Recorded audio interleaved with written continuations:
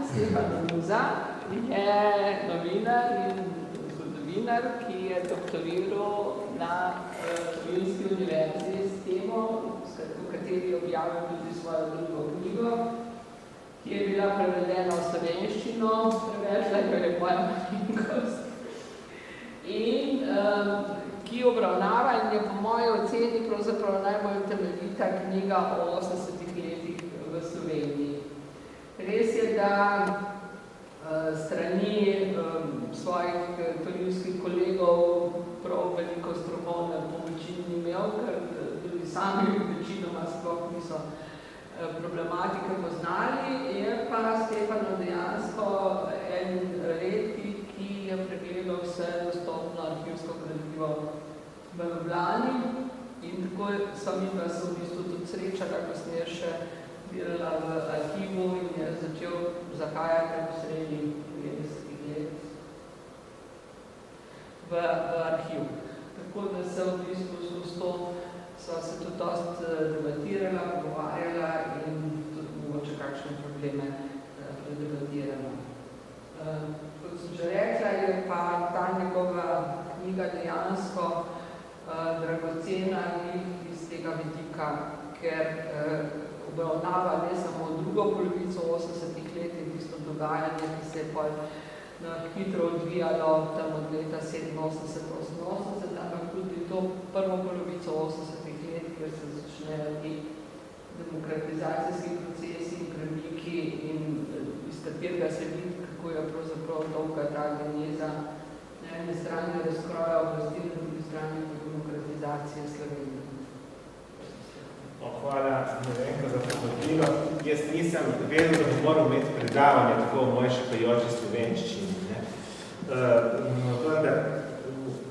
To je v bistvu delo, ki je izhajalo, to je doktorska disertacija, malo predelana, potem je se doktorska disertacija nastala knjiga. Jaz sem imel po eni strani nesrečo, ker sem to delal na Torinski univerzi. Res je, da profesori niso toliko poznali to osnov. Moj mentor je sicer bil profesor Jože Pirjevec,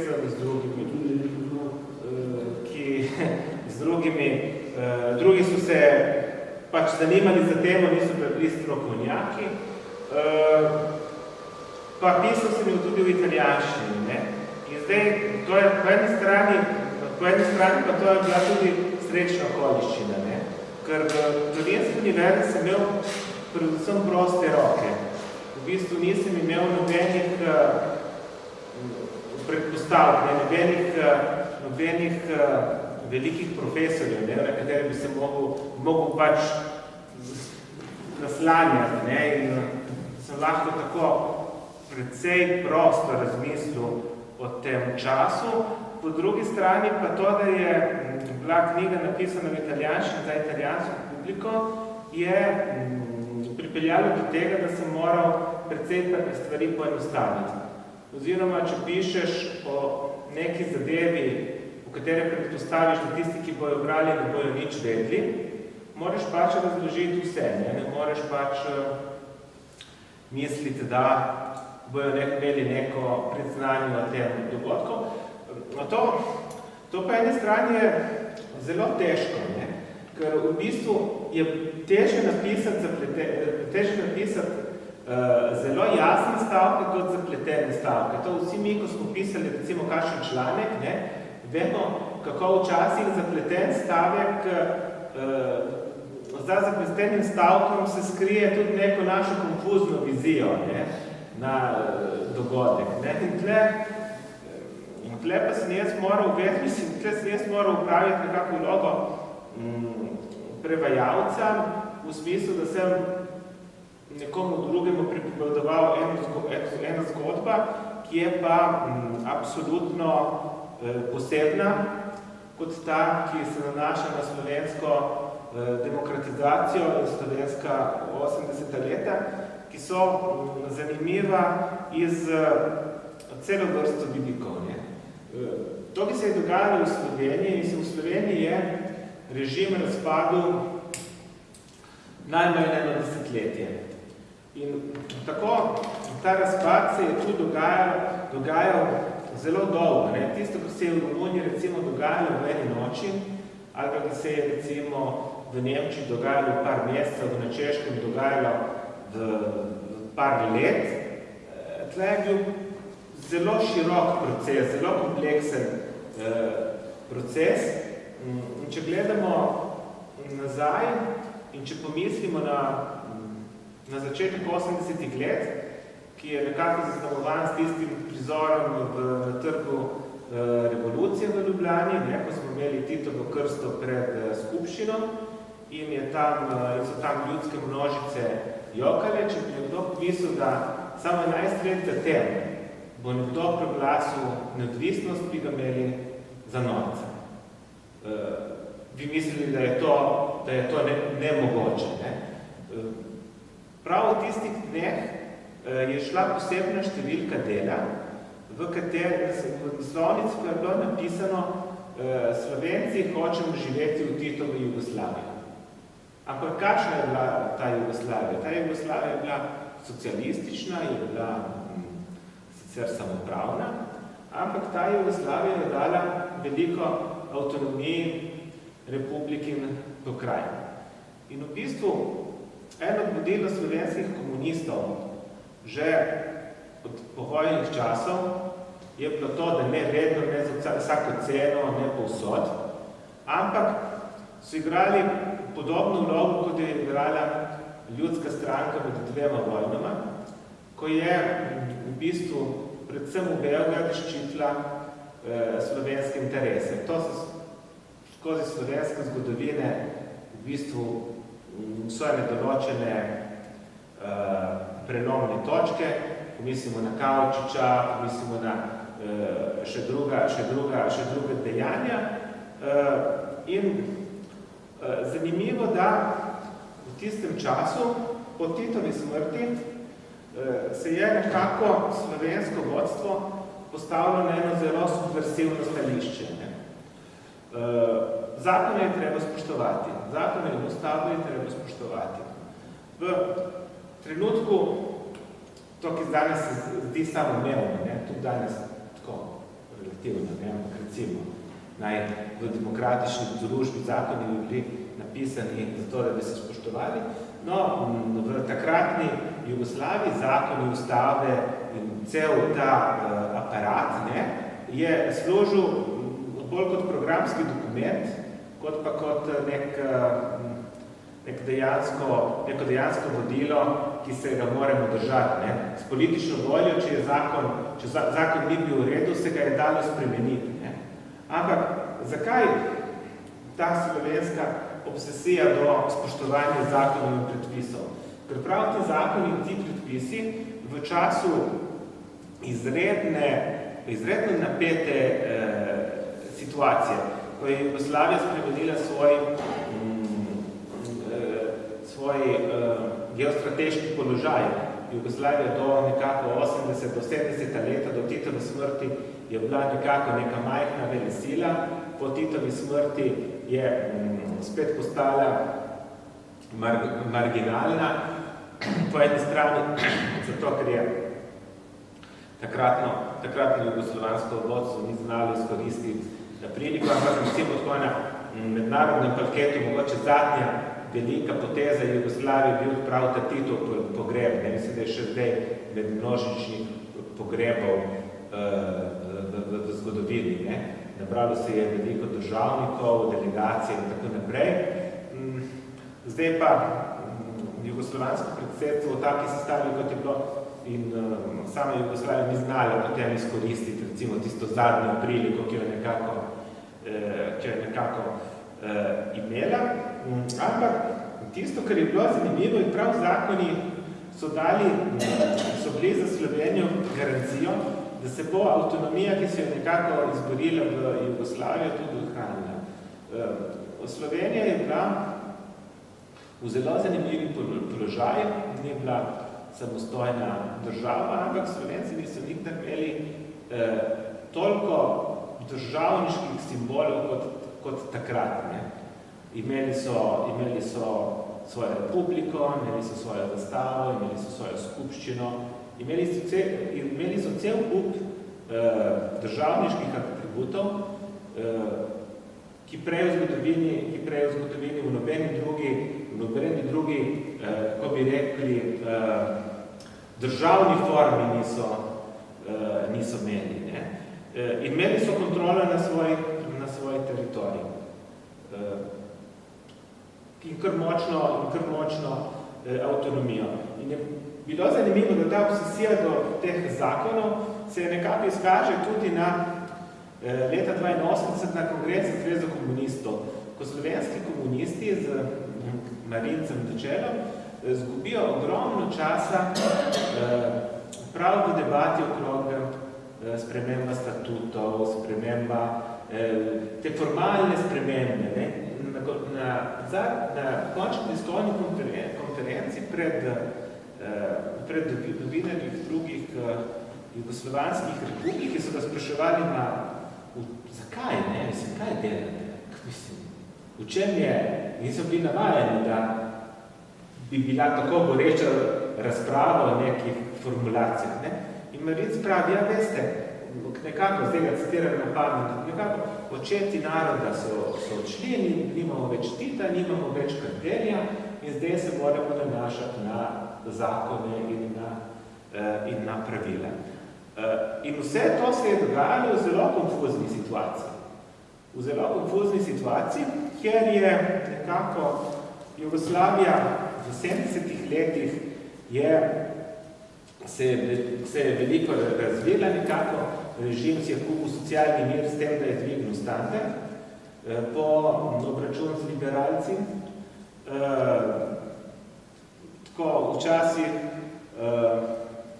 so nas v tistih letih so pravili, da mogoče na mesto, da bi lahko v bistvu iz zastave sneli zvezdo pa dali gor Bešalec betona, ker se je po celi Jugoslaviji na veliko gradilo s krediti, ki so jih relativno po celi najeli na tujem trgu.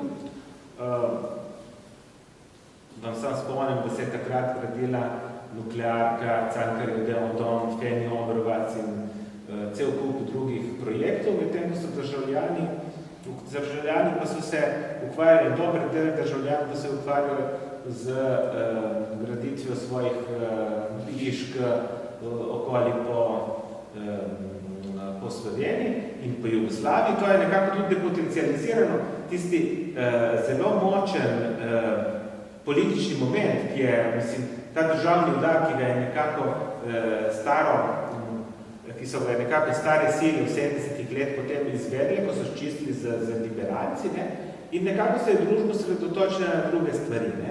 In potem, po eni strani po zaslugi ali po krivdi mehiške krize, s tem, ko so proglasili default in se je spremenila filozofija kreditiranja na mednarodnih trgih, tudi ta jugoslovanski dolg, teh 20 milijard dolarjev, ki relativno ni bila neka izredno visoka cifra, ampak sprememba tehnologije kreditiranja na mednarodnih trgih je pripeljala do tem, da te kredite je bilo treba nekako vračati. Ne? In pred Titovo smrtjo so ugotovili, da imajo gorivo za samo 290 dni v letu, leta 80. In začeli je zmanjkati v državi, so začeli zmanjkati osnovne stvari. Ne? Tisti, ki ima spomin na 80. leta, se spomni, kako je bilo recimo težko dobiti čisto banalne stvari, kot so recimo, mislim, kava je tista, ki ostavlja najbolj v spomin, imamo pa tudi seveda v spomin banane, ne? In celo čokolada, ki je postala odstotek čokolade vedno manjši odstotek, sladkorja od čokolade je bila pa samo še barva. In da ne govorimo pravnega praška in tako naprej. In to je povzročilo tudi v družbi nek določen šok. Ne? Ker nekako v Jugoslaviji se je smatralo, da Jugoslavija je doživela nek nivo blagostanja in in občutek je bil, da se v bistveno boljše živi. Ne? In potem ta padec je bil zelo hud, ne? Ta stiska je bila zelo velika. Zdaj, zvezna vlada je v bistvu ukrepala tako, kot je ukrepala. Zdaj, posledice te krize, prav na mejah, prav tukaj so bile bolj očitne, ne? Ker recimo, seveda za Makedonca in za Srba potovati čez mejo je bilo bistveno težje. Je lahko potoval, ker je imel pač potni list, ampak je bilo ta je bila pač dogodivščina, se je mogel usesti na vlak oziroma v avto, dolgo potovati, nekje prespati, potem pa je končno prišel do Trsta pa do Klagenfurta. Slovenci pa so imeli meje relativno blizu, potovanje po zahodu je bilo relativno lahko in tudi ta občutek, da se stvari poslabšajo in da v bistvu delavec, recimo Italija po Avstriji, bistveno boljše živi, ne? Občutek, da boljše živi kot v Sloveniji je bil realen. Poleg tega Slovenija je bila tudi odprta na ta vzhodni prostor oziroma zahodni prostor, prav zaradi svoje lege in tudi zaradi prisotnosti slovenske manjšine v Italiji in Avstriji. Imeli so svoje radijske postaje, svoje časopise in tudi veliko Slovencev je gledalo italijanske oziroma avstrijske programe. In tako je imel tudi, tako v Sloveniji se je določene ideje, določene alternativne ideje so prihajale prej in so imeli večji vpliv kot drugje. Ampak, če se vrnemo k spoštovanju zakonov, za Slovenijo na relaciji Slovenija Ljubljana-Beograd je bilo pomembno, da Beograd spoštuje zakone. Do trenutku, ko nekako trdimo, da mora Beograd spoštovati zakone in tako ščititi slovensko avtonomijo, Slovenci niso imeli preveč rad, da jim iz Beograda ukažejo določene ukrepe, varčevalni in tako naprej. Je morala to spoštovati tudi v svoj notranji red. Ne?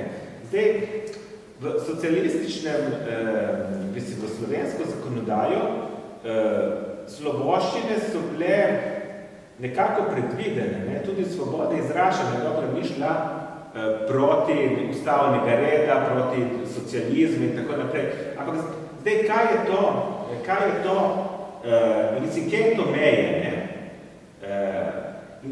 Kje se postavijo te meje?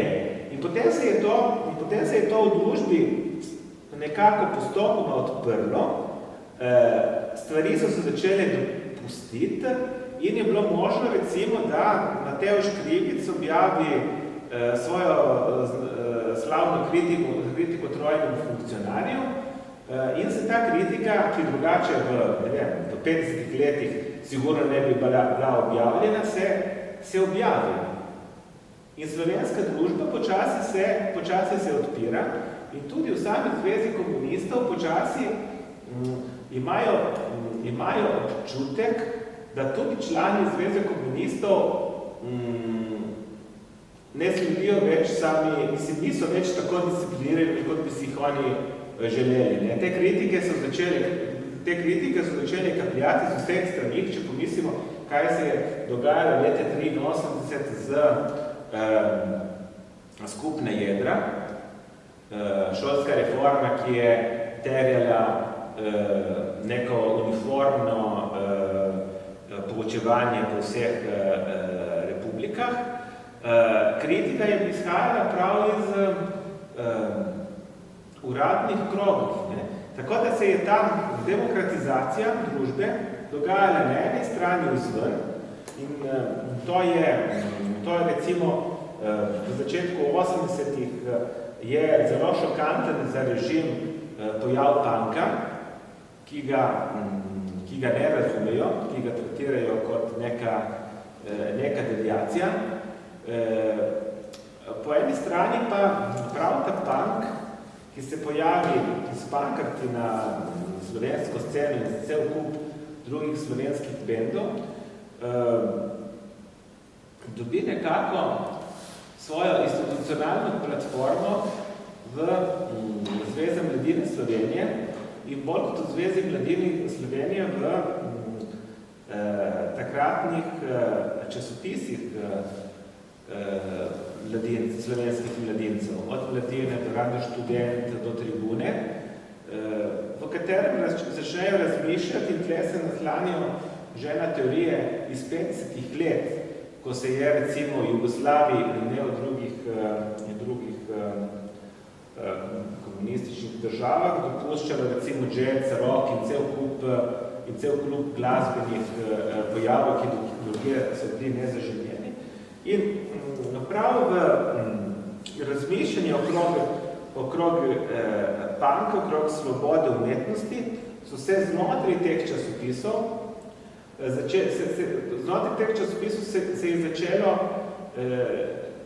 se je začelo stigati prag spraševanja po svobode umetniškega izražanja.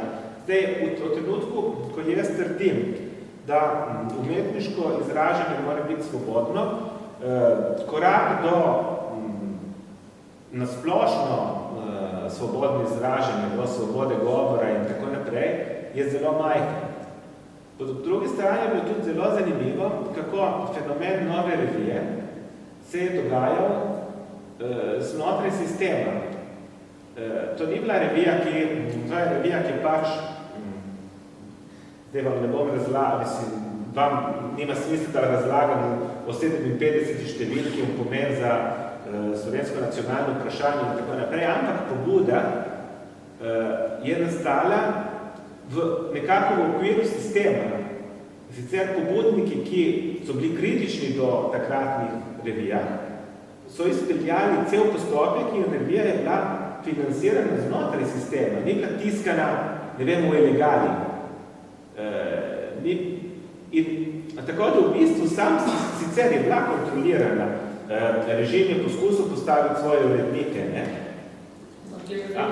Ampak jo je pa financiral, ne? In jo je poskusil kontrolirati, je poskusil postaviti svoje ljudi notri, ampak zelo neuspešno. Oziroma, in prav tle se spet navežem, tisto, ki sem prej rekel, da režim ni uspel več kontrolirati same člane Zveze komunistov. Ne glede na to, da so postavili na čelu nove revije, recimo, nek član, ali pa na nove revije so bili člani Zveze komunistov, to ni igralo nobene vloge, ali pa skoraj nobene vloge nad uredniško politiko. Ne. In to je bil, to je potem ta specifika slovenske demokratizacije, ki se drži znotraj obstoječih struktur. En del te demokratizacije se vrši znotraj sistema. In to, recimo, to sigurno nikjer v Jugoslaviji ni bilo. Recimo, v 80. leta je bila zelo liberalna scena prisotna tudi v Beogradu. Recimo, če pomislimo na naše Lajbahe, ki niso mogli, ki so dobili prepoved za svoj koncert v Trbovljah, so ga naredili v Beogradu. Ampak, ne glede na to, Zveza mladinov Srbije je bila popolnoma zaprta za te pojave. Ne? Niso imeli nekako znotraj sistema možnost, da bi se to razvilo. To pa se je v Sloveniji dogajalo. Zdaj, da bi to bilo načrtno za strani režima, sigurno ne moremo trditi. Ne? Lahko pa vidimo, da vsekakor niso posegali, da bi te pojave preveč zatirali. Ne? Eno od teh, v sami Zvezi komunistov, eno od teh bojazni je bila ta, da nekako vsi ti pojavi ne bi šli predaleč. In če se spomnite afero okrog plakata, ki je novi kolektivizem naredil za štafeto štafeto mladosti. Tam se je nekako skušalo posegati, ne, ker nekako je bila ta plakat je šokiral celo Jugoslavijo, ne. Vendar, kako bi rekel, občutek je bil vedno, in to se je potem dogajalo tudi kasneje v kasna 80. leta, kot so režimske strukture poskušali delovati kot blažilec med družbo in pojavi, ki so se v družbi dogajali. Ne. In nekako tudi ti dialogi, ki so se dogajali z temi kritičnimi deli slovenske družbe, so se vršili tudi na takem, mislim, ne vedno, ampak tudi na takem nivoju, ne pretiravati, če ne je unim na zboju. Zdaj jaz to zelo simplificiram, sicer zadeve so bistveno bolj kompleksne, ampak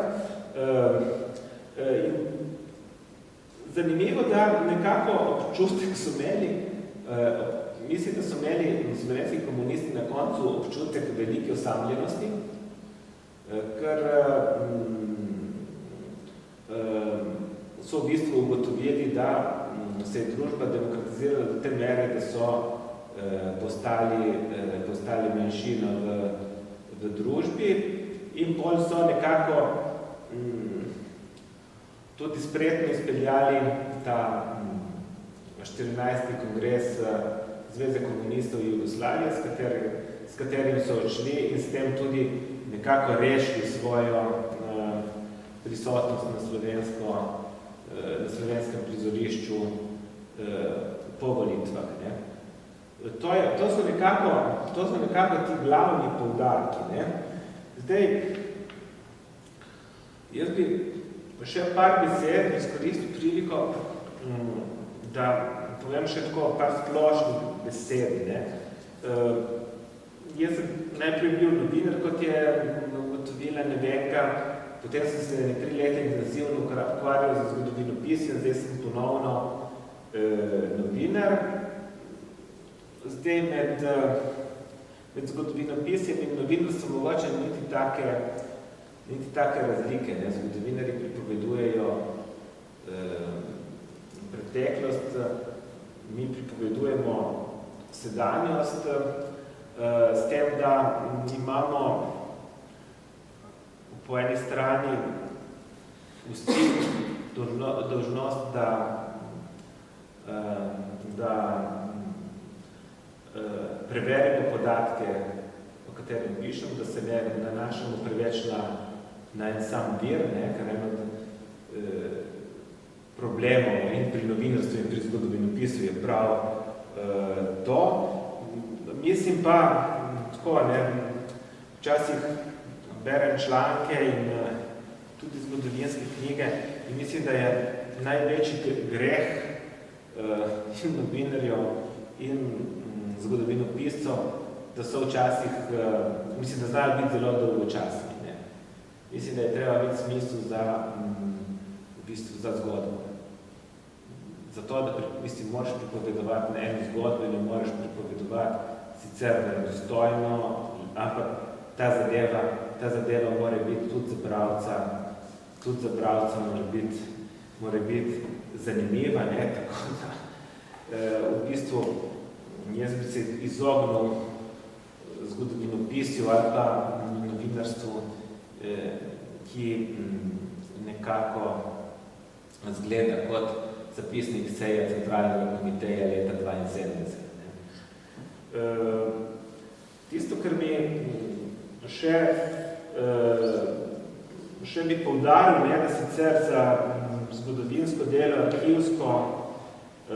arhivsko gradivo je neprecenljivega pomena, vendar jaz prav pri tem mojem delu in tudi pri enem drugem delu o slovenskih italijanskih odnosih sem izkoristil priliko in prelistal takratne časopise. In to je zelo zanimivo, ker v bistvu, če gremo prelistati časopise v 80. leta. Imamo odlične arhive, recimo na RTV-ju, mislim, da ga imamo še sicer zdaj digitalizacija je nova moda, jaz sem imel še srečo, da sem dobil one stare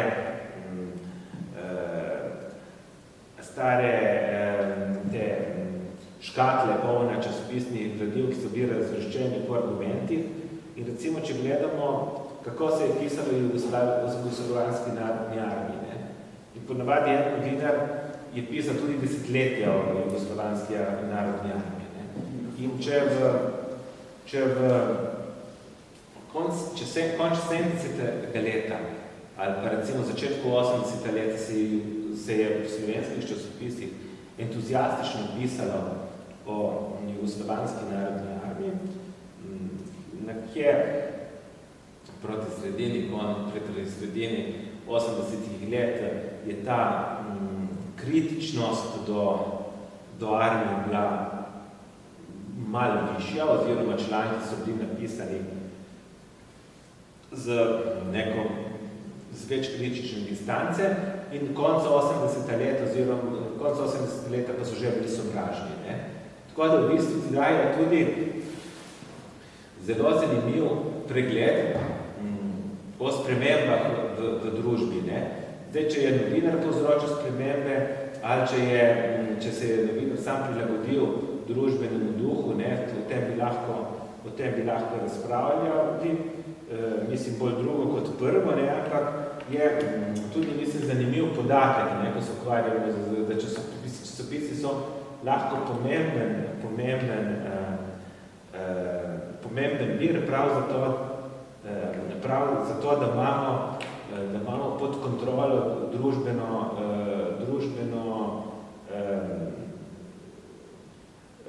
mislim, ker imamo pod kontrolo, kako je nekako družba razmišljala v določenem trenutku. Tako da bi še rad poudaril, da prav zadnje čase v italijanski mediji so me kar spraševali, ker prav okrog tega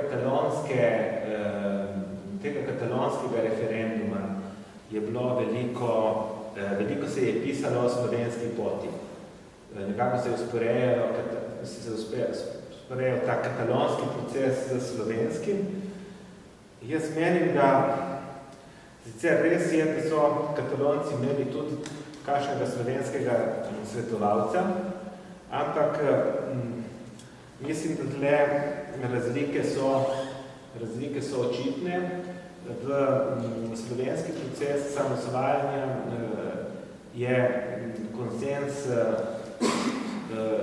državljanov, prebivalcev Republike Slovenije bil zelo visok, in to ne samo med slovensko populacijo, mislim, da lahko gledamo globalno. Referendum je bil izpeljan v zelo težkih pogojih. Postavili so si zelo visoke standarde, čeprav je takrat del parlamenta razmislil, da so ti standardi previsoki, da se bo glasovalo v december, da bo snežilo, da ljudi ne bojo pršili na volišče in da mogoče ni toliko Slovencev, kot si nekako mislijo. Ampak se je takratno vodstvo odločilo, oziroma takrat so se odločili za absolutno večino vseh volilnih upravičencev. To ni lahko dosegljiv kvorum. V Sloveniji se je ta kvorum bistveno presegel. In tudi sam zakon o izvrševanju referenduma je bil tako zastavljen, da je slovensko vodstvo imelo veliko manevrskega prostora. Tudi referendumsko vprašanje je bilo tako napisano, da je še dalo nekaj manevrskega prostora. Tako da ne glede na vse, so imeli veliko manevrskega prostora, da bi se lahko pogajali z Beogradom. Mislim, da noben ni mislil, da se bo lahko pogajal o neodvisnosti z Beogradom, ampak vsi so vedeli, da bojo lahko tisti čas izkoristili za mednarodno dejavnost in za pridobiti konsens za samosvojitev, ki ga mednarodne skupnosti ni bilo. Če se spomnite od Združenih držav do izjava italijanskega zunanjega ministra De Michelisa, ki je par dni pred razglasitev v juniju neodvisnosti je slovenskim oblastem rekel, da se bomo priznali niti čez 50 let. Po drugi strani je bila tle prisotnost odločnost. Takrat je slovenski politiki so nekako šli po svoji poti in so si upali riskirati in v tem času so tudi nekako zavarovali osamosvojitveni proces z realno silo, če uporabljam besede, ki so takrat bile uporabljene, v bistvu je razmislil tudi o možnih spopadih. In po proglasitvi neodvisnosti noben slovenski politik ni pobegnil v tujino in nekako iz tujine nadzoroval ta proces, ampak je ostal tukaj in je tudi svojo prisotnost mogoče tvegal je tvegal prav tako kot vsi drugi slovenski državljani in je tudi tvegal, da če bi se kaj polomilo, bi videl tudi kaj dejansko stalo. Tako da, če strnem, tle je veliko razlik, sicer Jugoslavija ni Španija, jugoslovanski sistem ni, mislim, vseeno, tle na eni strani smo imeli nek režim, na drugi strani imamo neko državo, ki spoštuje demokratična načela. In še tisto, kar je pomembno je, da, in to sem že na začetku tega predavanja povedal, to je tudi bistvena razlika med Slovenijo in Katalonijo, da Slovenija je takrat kontrolirala svoj teritorij, je imela svojo milico, je imela svoj sodni sistem in je nekako upravljala ta teritorij. Tle ni bilo nobenih mitingov resnice, ker slovenska milica oziroma policija ni to dovolila. Recimo v Barceloni danes imamo prošpanske demonstracije, ki nobena nekako katalonska vlada ne more preprečiti, ker ne upravlja v bistvu teritorij. Še eno zadnje razmišljanje, potem vas ne bom govoril itak, je pa to, da v 80. leta, ampak jaz mislim, da že od leta 68, pa tudi prej, je slovenska politika strmela na zahod. In postopno je tu strmela tudi slovenska družba. Mislim, zanimivo je ta avtocesta. Zgradimo avtocest, zdaj smo v Jugoslaviji, smo v 60. leta. Kako bo tekla avtocesta? Logično, kako naj bi tekla? Iz Ljubljane do Zagreba, ker je treba nekako zediniti državo. Slovenci gradijo avtocesto med Dunajem in Trstom. Zato, ker je bila geostrateška ideja, ki jo je takrat Kavčič, ampak tudi drugi slovenski voditelji nekako, meni je bilo, da se treba nekako odpreti na zahod, ekonomsko sicer, ne toliko politično, in to vodilo je nekako še bolj prisotno v 80. leta, ko imamo totalno redefinicijo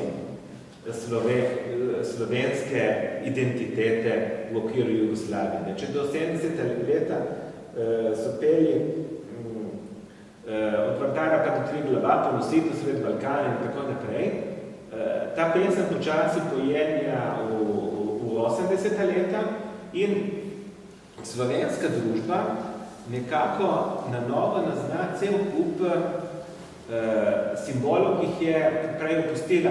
Sam, če se spomnimo v 80. leta, kako se je realiziral Plečnik v Ljubljani, ki je bil totalno pozabljen prej. so ga imeli za dekadentnega. Ne? Kako nekako ta ideja o centralni Evropi, ne? In ta ideja o izumiranju centralne Evrope in poslednično o izumiranju Slovenije, ne? Se je pojavil, kako je bila prisotna, koliko je pri tem recimo pomagalo smučanje, šport, smučanje, recimo Bojan Križaj, Elan, Slovenija se je kosala, Jugoslavija oziroma Slovenija se je kosala z drugimi državami centralne Evrope in je bila tam, je bila specifika in tista državna reprezentanca je lahko bila jugoslovansko zastava, bila slovenska, bila ponos Slovencev, ne? Ko so se v 80. leta, to se spomnim še jesti iz srednje šole, ko so bile smučarske tekme, se je vse ustavilo. Vsi so gledali, mislim, zdaj ne bedi gledali smučarski tekme več, ne? Mislim, bi zelo težko, ne? Mislim, to so bili pravi nacionalni heroji, če se spomnite, kaj se je v Plenici dogajalo, to se danes še nekako ohranja bolj zaradi pitja, po mojem, kot zaradi nekih drugih. Ampak dejansko to je bil nekako, to je bila neka redefinicija v okviru Jugoslavije. Ne? V okviru Jugoslavije in neko postopno gledanje na Zahod. In to gledanje na Zahod, jaz mislim, da je bilo prisoten tam do leta 2004. Ta ideja, da smo mi del enega zahodnega sveta in da smo mi tam. In da spadamo v Evropo, spadamo mogoče v NATO, ne toliko, mogoče so bili večji pomisliki, ampak sigurno v Evropsko unijo in to je naš prostor. Ne? In tam, ki je Nemčija, ki je Francija, tam smo tudi mi in tam spadamo. Ne? In tudi glasbeno, če hočemo, ne? Je bilo tako. V 80. leta je slovenska družba bila zelo urbana in se je cel proces dogajal v okviru neke zelo urbane družbe. Sicer tisti, ki so potem tvorili to urbano družbo, so prihajali iz Nove Gorice, iz Trbovlja in tako, mogoče tudi iz ruralnih delov države, ampak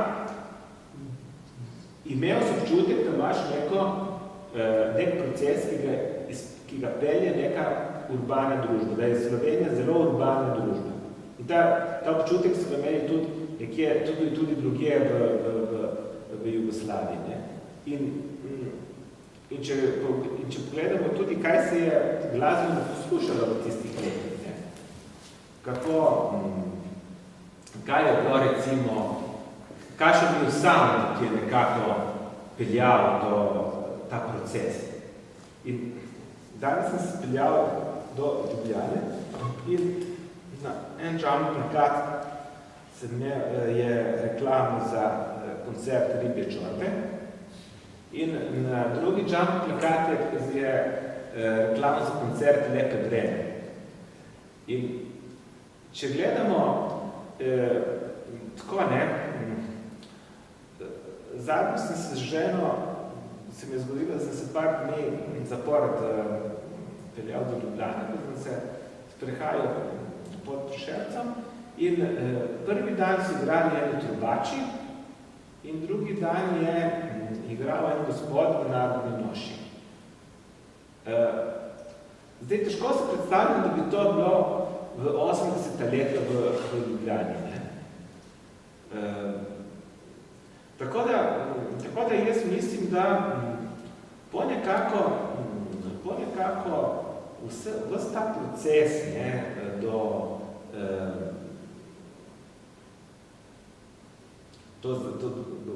približevanja do Evrope, po dosegu teh naših zaželjenih ciljev, imaš občutek, da nekako danes družba se je obrnila na drugo stran. Ne? In to je zame zanimivo, mislim, sociološki pojav, ne? O katerem po mojem danes v družba če ni nekako vodila te račune. Ne? Pravi, lepa brenje ribe čorba, po mojem, so dokaz, da v bistvu se nekaj v družbi dogaja. Lahko bi imeli tudi Ceco in Thompsona, in tle smo zaključili nekako krog tudi te nove glasbene rekonstrukcije našega ambijenta. V 80. leta jaz ne trdim, da noben bi poslušal Lepo trenje v Sloveniji, ampak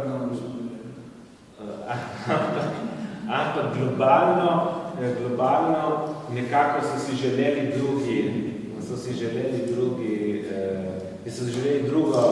drug tip glasbe. In s tem bi zaključil, se vam zahvalil za pač se povabili in za prijaznost, ko ste prišli. Ja, hvala tudi tebi, jaz bi kar pogovoru stvarila.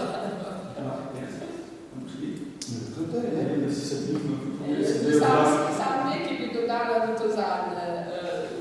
Bilo je obrazovanje študentsko digitalno. Zjutraj je bil Miha Šalekar navadno 200 dva totalno šokiran, ker so bili povabljeni nekaj gostilo Modrijano.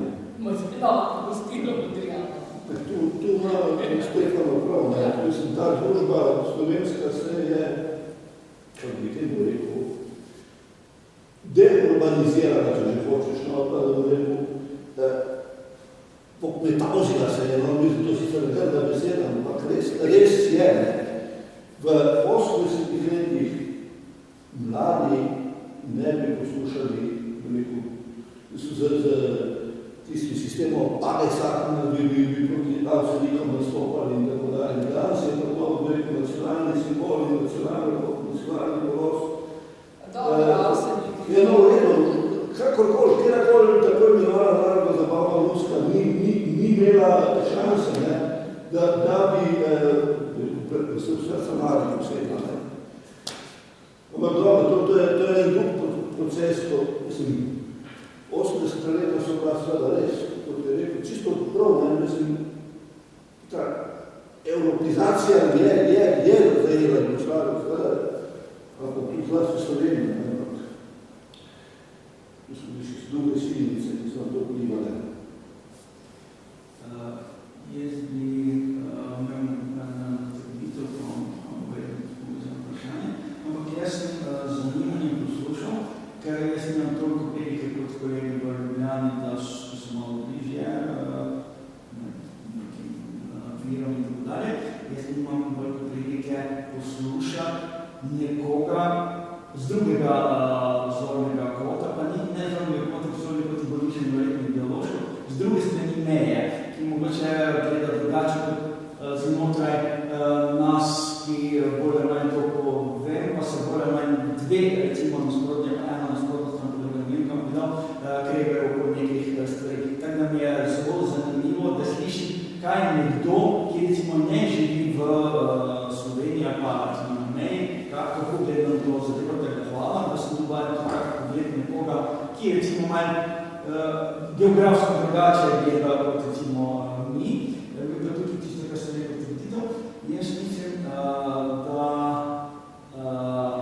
je eden od bistvenih atributov Slovenije, ki ni bil omenjen v dveh primerih, bom povedal.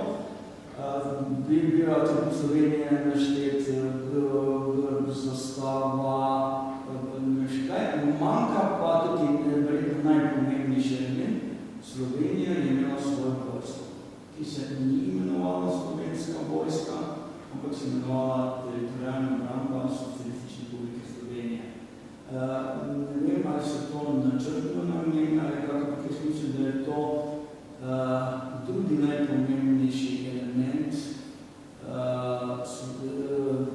atribut Slovenije, na osnovi katerega je Slovenija tudi lahko izpeljala osamosvojitev, in to je tudi v navezavi s Katalonijo. Mislim, da je tudi ta bistveni element, da Katalonci nimajo svoje vojske, svoje vojaške tradicije, svojega vojaškega prišolstva in tako dalje. Mi Slovenci smo to imeli, v kakšni meri je druga stvar, ampak Teritorialna obramba Slovenije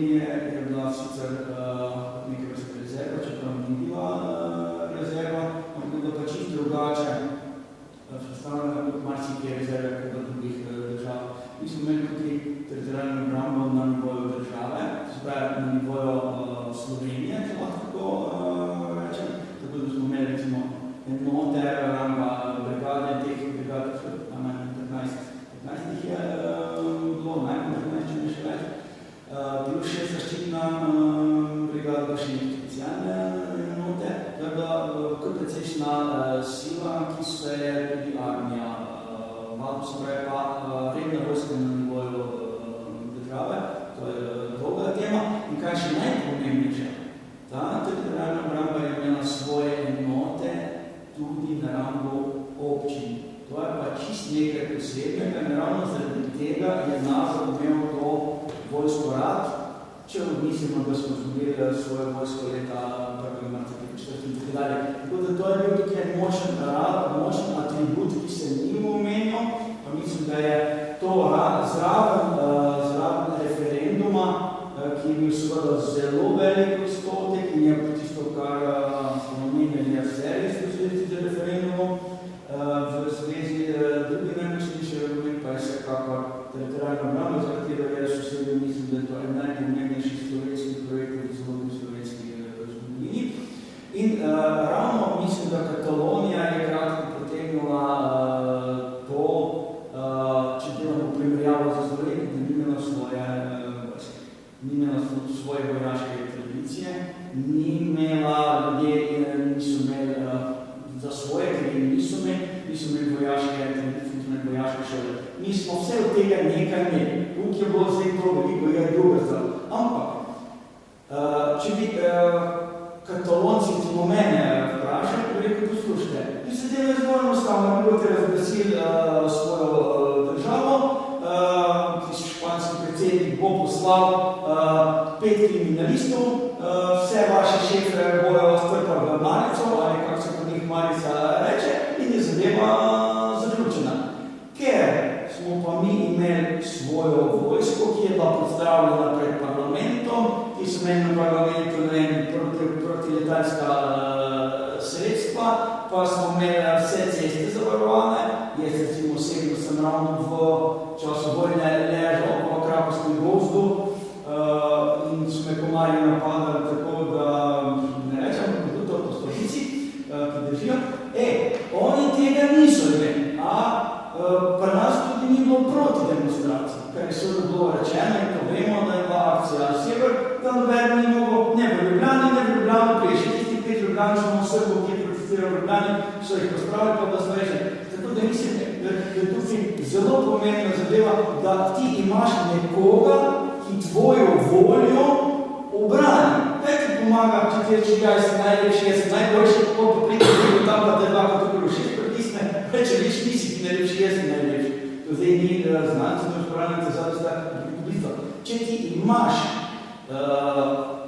silo, s katerim obraniš svojo željo, mislim, da se ve, to je bistvena razlika med Katalonijo in med Slovenijo. Mi smo imeli sile, da obranimo svojo voljo, oni je pa niso imeli, to pa da je bil naš odstotek, ko približno enkrat večji po katalonski, to pa sploh poglaje za sebe. To je kakaj se tiši zakitve. Ker tem je bila udeležba taka pa taka in od tega je bilo pa 3%, pa se pa udeležba 3 mesece, 93 stopnja, 7 Ne, kar se bo zdaj, jaz se nisem omenil, tako slučajno, jaz se strinjam, da je bila zanimiva, mislim, da je bila pomembna komponenta.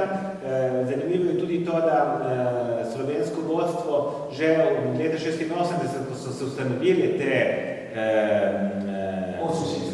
68, ko so se pač ustanovile, je veliko vlagala v to vojsko, se je tudi skregala z takratnimi oblasti, ki je samo kupila v tujino orožje, ki je pač tisto, ki je dobila od vojske, je bilo pač slabo in zastarelo. To je bil tudi govor na eno določeno frustracijo, ki so jo Slovenci imeli, kateri ste bili omenil, ko so bili pač razoroženi, leta 1945, in ko so nekako vsi v jugoslovansko narodno armijo nekako bili ustrojeni. In ja, menim, da je takrat, da je to, da je teritorialna obramba je bila sigurna ena zanimiva komponenta, imela pa je tudi, mislim, se imenovana narodno gardo, kitajska, ki je pač bila uporabljena za, ki so bile tiste rezervne od rezervne, ki je pač bila uporabljena takrat, ko je teritorialna obramba bila še pod kontrolo nekako zvezdnih sil, da se je ustanovilo nek srž neke slovenske manevrske strukture. Ne? In tle, jaz se strinjam, ne? To, v bistvu Slovenija je upravila svoj teritorij, ne? Je imela kontrolo na svoj teritorij že v Jugoslaviji, Katalonija ne. In če ti nimaš kontrolo nad tvojim teritorijem, težko v bistvu se spustiš v tak projekt. Ne? Mislim, Še eno vprašanje, če smem. Jaz, ko je predsednik Tito umrl, mislim, da sem bil v prvem letniku filozofske fakultete v Ljubljani, pa dobro, če sem bil gledati važno. Jaz tega dobro spominjam, čeprav sem bil takrat še relativno mlad, ampak za mene pa tale punk nekaj novega, ker se, bom povedal, zakaj nekaj novega, ker se tudi recimo pri kolegu Repeto slišal to zelo močen argument, prosim kakšno malo informacijo več, zakaj je ta vloga punka tako močna v naši družbi, da se je tako visoko uvršča, da je v bistvu spreminjala režim in da je potem bilo to kot neke vrste, kaj jaz vem. Zanima me več podatkov, zakaj je ta vloga punka tako velika bila na družbo in na spreminjanje sistema. Veste, nekako v 70-ih letih mladi so bili nekako zelo ustrojeni v strukturi režima. Ne? Nekako si postal, kako bi rekel, skoraj naravno si zrastel in si se tudi nekako notri v ta režim vklopil sistem. Ne? Zdaj punk je prvi, ki pove, da ga to ne zanima. Ne? Punk je prvi, ne samo, da ga to ne zanima, ampak je prvi, ki se s komunisti zafrkava. Če vi pomislite, kakšen respekt je recimo imel Popit do Tita.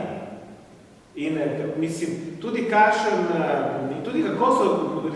se je pisalo o režimskih funkcionarjih, kako so opevali režimskih funkcionarjih. Če se spomnimo na Đorđe Balašević, računajte na nas. Ne? Punk je prvi, ki recimo, ko punkarti naredijo svoj prvi koncert, na svojem prvem koncertu imajo pesem, ki se glasi približno tako zeka, zeka, zeka, punk. Ne? Začnejo dobesedno zafrkavati s komunisti. Ko grejo na kongres leta 82, zdaj, če se spomnim, če punkarti ali kakšen drug ansambl, napravi eno zglasbo, otroci pravi 700 usnjenih torbic, oni vejo, ker vsak delegat, ki je šel na kongres, dobil usnjeno torbico, lepo usnjeno torbico, z materiali torbice. Lepa torbica, ne lepa, usnjeno.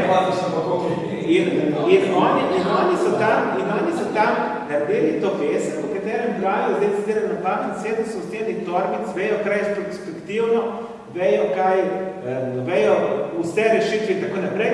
In točno nobeni vedeli, vsi so vedeli, da grejo tam, pa da nimajo nobene rešitve, da je Jugoslavija v krizi. In potem se je Marinc cel mandat ukvarjal in organiziral velike razprave. Tist čas, od leta 82, leta 86, če gremo v arhivu CK, imamo tone dokumentov, tone razprav, tone o zdravstvu, o kulturi, o socializmu, o vseh.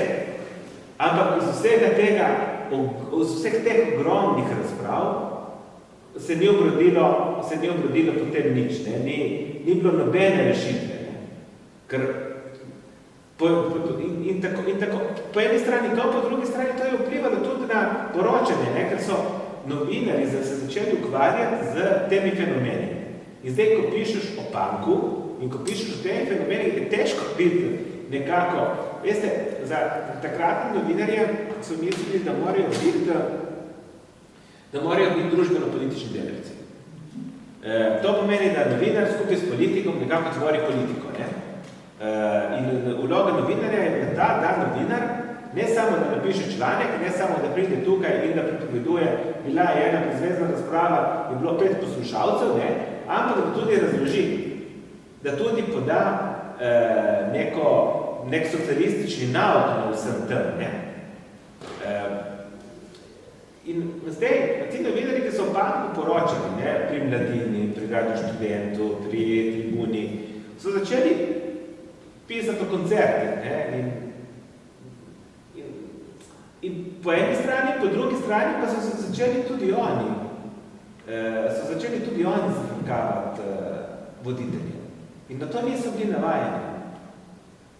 En popit, mislim, da največji šok za popita je bilo to, da ga je Mladina zafrkavala. In nima noben inštrument, da to prepreči. Medtem, ko je, mislim, psihološki moment, ne?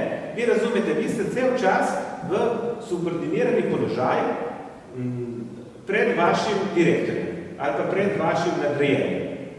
In naenkrat postanete vi nadrejeni, postanete vi gospodar, kapitan ladje in tisti, ki so pod vami, namesto, da bi se vedli tako spoštljivo, kot ste se vi vedeli. Ampak to je prav psihološki moment. Na to pozabijo in se začnejo norčevati z vami. To mora biti grozno. Ne? Jaz sem se tudi malo pogovarjal z Marincem. Mislim, Marinc je odstopil od kandidature takrat prav zaradi zafrkancije v Mladini. In to se prej se ni dogajalo, se ni smelo dogajati. Jaz mislim, da je Bank tu igral pač mnogo res, rekel malce, detonatorja, da tako rečem. Oblast pa ni enostavno najla sredstva proti temu, rekel, prav bilo nekaj provokacij, recimo teh simboličnih 700 poslednjih torbic. Bilo je res, ti nisi mogel reči tega, to ni res, nisi mogel pa preprečiti, da se prav iz teh 700 poslednjih torbic dela rekel hec. Hec je gospod. Da ne zafrkavaš, ne in seveda. Oblast je znala v Sloveniji, pustimo, da ljubijo z Bankom drugač, tudi z drugim smešno, ampak ta se bi res drugi preangažiran. Je še isti. Kaj? Ja, no, ampak je Bank bil prav neka sredstvo, ki ga enostavno oblast ni znala. Proti njemu se bo rekel, boli. Potem, ko je pa najda finto s tistim četrtim rajkom, razumeš, ki je rekel strejko prazno, ki ni nobene smisla, ampak je mislila, zdaj smo pa jih najde, zdaj bomo pa držali na kratko, kar bi bilo niti mogoče. Potem mi pa se je povedal, da je pa konc zabavljen, zdaj smo vsi ta reči, to je dokec. Če pa mogoče, kje je bil kromist Banka, kot gimnazist, mogoče se čas danes pretirava, da bi nekaj politični gimnaziji nima. Vsaj njih imel takih meri, recimo, bolj bi danes prvi stvar, če bi morali učiti. Moramo poštevati tudi malo pred zgodovine, že študentske ilustracije, in ta čas je, recimo, svoje zlasti mestnimi odprlo neko svobodno razmišljanje, da tudi te spore, pa patriarhalne, pa vle, recimo, učiteljske svoje spadane, tudi en nov čas nekega, recimo, premišljevanja druga. Tudi med gimnazici, nekaj končno bazi Banka, da bo jaz tudi gimnazije, končno Banka, da so bili gimnazici, recimo. In imamo še eno mesto, ali pred dobro, buldožere. Buldožere so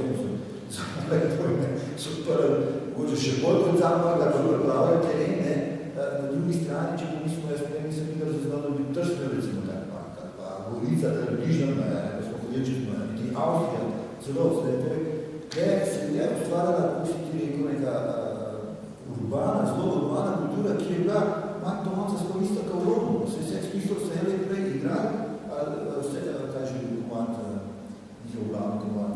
Kaj se je Queen, piše pa čez noč, se izgleda, da bila struja mladih, ki jih je Bank zagrabil. To je v bistvu neko ljubiteljstvo glasbe, kar pomeni, da je bil rock zelo prisoten in tudi pop-rock, če v bistvu smo sliti Slade, ki je bil te veljave delo mladih, govorimo za Ljubljano, seveda, nekako to pa nekaj pa kične, to ni muska, ne. Drugo je bil pa recimo Deep Purple, Zeppelin, zelo malo težnjo. Bank je bil pa nekaj kratek komad, udaren komad in to so tista sredina 70 let, ki se je spet nekaj prebujali, malo so kaj nekaj tlel in je dugo hiter eno priljubljenost.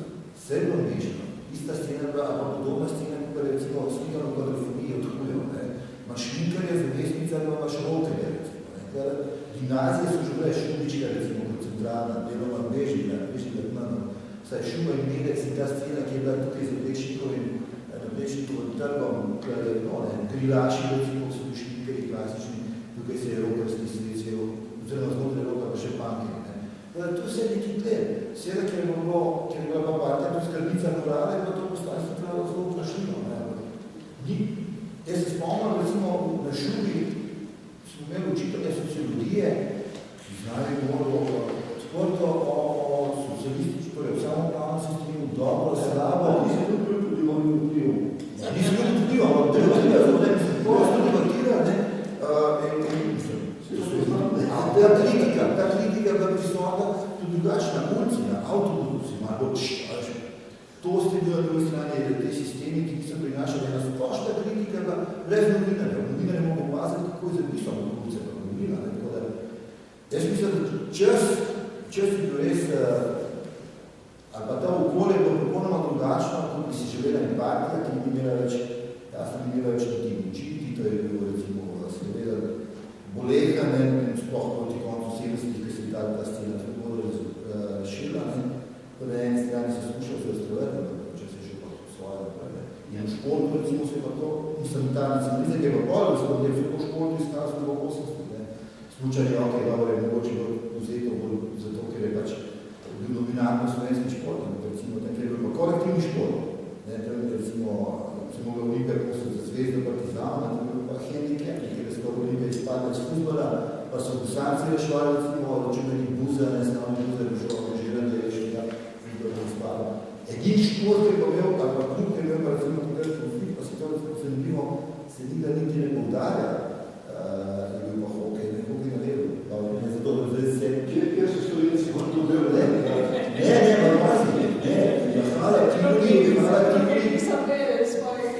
ne vem, če ste ga zaznali, hvala, ti ljudi, ki ima 6 ljudi, ali bo sezona 5-6, ali pa še, mislim, da 5-6. On je hokejist. Ja, ok. Ampak da ti ima za zvezo in navijači ne pokažemo, hale so dopolne, to bo neki drugačni odnos, en drugi sistem je bil. In so navijači bili Zora Esvanova po tej znani pismi, tako počasno pomalo Zora Esvanova, ja, ne, no, navijači so to predelali Zora Esvanova, zveze je običko matrža. Vedemo še neka provikacija in izključenega biografskega igraca naših navijačev, izključenega me napadca, tako neko vsega.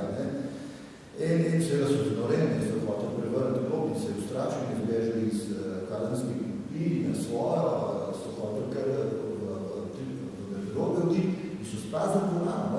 In seveda Ljubljana v sportski novosti nacionalistični škandal v Ljubljani. Mislim, da je se zadrla seveda, tako so nas obvestili in so bili zaprto dvorano. To se je dvakrat zaprli, enkrat so izpraznili po dvorane, drugič pa izpraznili. Košarka ne gleda teh scen. Kako je Olimpija, pa je Senica se ga... Dobro, to je bil lokalni, to je bil naš slovenski vjer, da bi se žedarva, se obrkava, zjaraci, to je bil nacionalistički meni novinar pa izravno situacijo, pa je kompozno napisal. Je on v bistvu ne hotel, z nami je bil dnevno, ampak je izravno situacijo, da bo seveda sportski novosti, ko je brane, in tako naprej, smo dobili, recimo, kazan, težko obravnavo. Ne, jaz mislim, ja, kar se tiče Panka, ne, jaz mislim, nisem če to nagovorim, jaz mislim, da ni imel prost, jaz mislim, da tisti, ki so igrali Pank, niso imeli neko politično prepričanje, ne, ampak to je, kot so rekli, to je bil nekak sprožilec, ne. Tisto, kar pa je imelo politično dimensijo, pa je bilo New Adriatična Kust. Oni so postali politično, kulturno platformo ZSMS-ja in Tlepa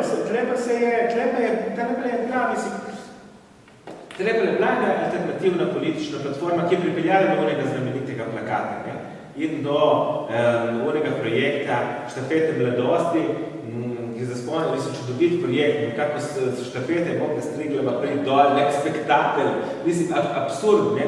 In to igranje z Mislim, Lajbahi, jaz sem tudi naredil intervju z Janom Novakom, ne pa... Jaz ne vem, koliko je bilo to slučajno potem, ne, ki v bistvu mu ne uspeš, ali noče o tem govoriti, ne, mu ne uspeš to politično dimensijo nekako potegniti. Ne. Ampak, v bistvu so to igranje z slovenskim totalitarizmom, ne, in to igranje s tem miti in tako naprej, oni so to do kraja izradili, ne, in do kraja postavili v absurd. Ne. Tako da v trenutku, mislim, bank je sprožilec, po drugi strani pa postane njihova prijateljša kunst, postane kulturna platforma neke režimske strukture za SNS-ja v 80 letih. Ne. In to se znamuje del slovenske družbe, tako da jaz ne bi iznemaril ta fenomen. Ne. In tle bi še nekaj podaril. Ne. Tle sta dva ločena procesa. En je proces demokratizacije družbe in en je proces osamosvajanja. Torej, včasih se nekako vse skupaj meša, ne, in vse skupaj se vse začne tam pri znameniti 57 številki Nove revije, ki je sicer podlaga za samosvojitev, ne, ampak to se dogaja na 56 številk novih revij, ki so jih prej pisali, ne, in na postopno demokratizacijo družbe, ki se je pa dogajala, ne, ki je to omogočila. Ne. Tako da tle imamo kompleksen projekt v 90-ih letih, ko se je nekako prikazala slovenska zgodovina. Ne. Predvsem je bila poudarjena vloga Nove revije, ki sicer pomembna, ne, in vendar ni samo to, ne. Če gledamo recimo slovensko kronijo, mislim, če gledam tisto, ki se je pisalo, mislim, ta knjiga je že stara, je napisana leta 2001, ne. Ko se je, mislim, 2005, pardon. Predtem si imel občutek, predtem, ko si bral slovensko zgodovinopisje, si imel občutek, ne, da je bila neka praznina, ne, da vse se je dogajalo vse od tiste številke in prej nič, ne, in pa aretacije, mislim, vse se je začelo leta 87. Ampak da smo prišli do leta 87, ta družba se je razvila. In ta družba se je počasi demokratizirala, ker če bi se to, kar se je dogajalo v leta 87, dogajalo leta 77, to bi bilo rešeno v 10 minutah, ne, mogoče še manj. Se Hribar je enkrat tako rekel v enem intervjuju, to gledam, to so bili dogodki osamosvojiteljski, da ga je policija celo čuvala po svoje. Torej, naša minijata, ta zloglasna so ga tako osamosvojiteljni predajali, pač tako poudaril samo, kar pomeni, da se je demokratizirala se tudi samo partner, tiste te linije, ki se bile ena, recimo, če ima zmerno dovagala, da zaščita po svoje procese. Ali je to računica, da bo mola ohranila oblast, kakorkoli, zdaj. Ampak bi pa poleg tega, kar je Kastilje, to je DO, in tako naprej, pa sem ga še poudaril, ampak se mi zdi, da se zanemare, za mene je pomembna vloga policije. Policija so trofeji. Mi smo jaz mestni profesionalci, ki so znali, da obračal z orožjem, koliko TO. Recimo, jaz kot bivši nabornik sem bil potem dodeljen vojski, eni kolegi so bili teorije in tako naprej, takšne so bili tiste vaje, če se tako kot knjig smo vojaki, ki ste vzeli. Vaje, da je razkrivanje vstajanje isto. Ja, da je to. To te vaje, vem, kakve so bilo tako rakli.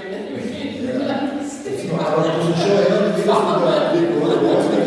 91. občino, so nekaj kaj se ne armija, ali sem teor, so se hotel teor, pa ključe so rekli, ok, pej domov, si imamo orožje in tako naprej. Ampak tisto je recimo res eno močne, pa tudi če pomislimo te glavne, računi specialci so, jih je specialci. Pa zbivo se poslušal kolega Krobšiča. Čustveno je povedal totalitarni ni zrabil, tudi uporabil en stavek. Akcija Sever, kjer je policija in tam, tu mislim, da je Zarjačega so ljudi, ne? tu je dobro, naprej ta problem zvezda, te pripravljamo, tu je dobro, se ni važno, ali je to teritorijalna obramba ali policija. In dve sile, s kateri smo zavarovali, so tam skupaj. Še nekaj policija je bila čista, ne? Ja, so razno reči, da so imeli problem, so morali čiste kadre, so ne zamudo, recimo.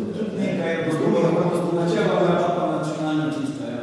Kar Katalonija je vprašanje, Primer je slovensko, osamosvojitev in katalonski poskus osamosvojitve je nemogoče. Želja je biti podobna Slovencem, ampak vse podobnosti, ko jih začneš taksativno naštevati, gotoviš, da je kupček tistega, česar ni daljši od tistega, kar je podobno. Samo želja je glavna. še ustava je različna. Ja, Španska to so bile razmeri in koriste, ne? Kako se vodi, pazi, to totalitarna država. Što se ti misli, da so bili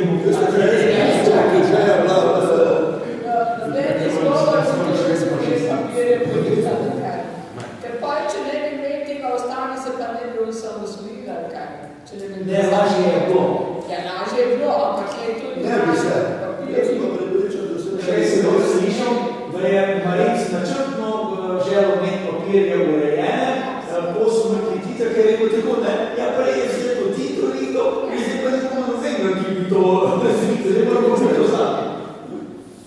No, še samo vse ene, v tisti situaciji, takrat tudi mednarodna situacija je drugačna.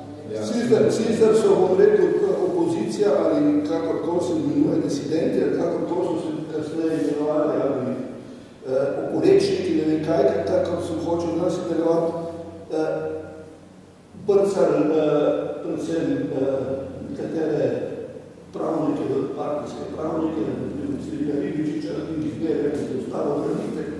Ampak to je bilo prav si imel dva pola, ne? Seveda, če si ti branil Slovenijo, ustavno branil Slovenijo pred poskusi spremembe jugoslovanske ustave, ki naj bi to deformirala, ne, torej samo odločbe, si moral seveda tudi braniti slovensko ustavo znotraj Slovenije pred. In seveda si potem, bom rekel, grdo znako ustavo branika, grdi konzervativstvo, prav ohranjevali starega režima. Ampak dejstvo je, da samo na tej stopni, da si ti ohranil dikcijo ustave, za katero so zdaj čas trdili, da samo odločbe ni več šlo, ali pa je res,